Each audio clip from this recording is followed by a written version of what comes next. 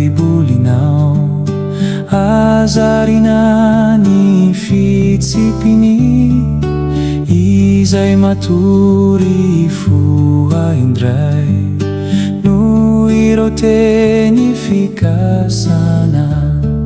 Fikiroreny baibolinao, pitarika sy fanilonao.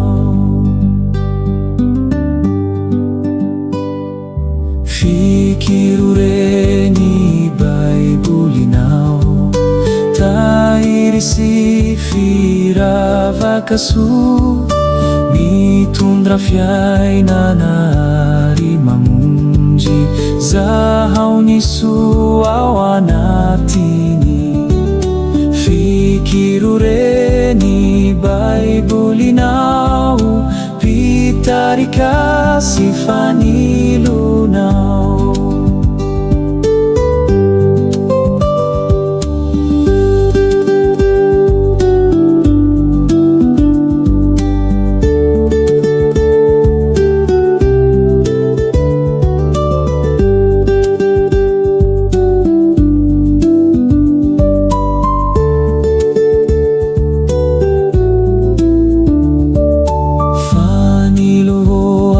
Tanora izy io, zay mety ho lavon'ny taity, fanantenana rivatsy ho anao, boky zay tsara indrindrako.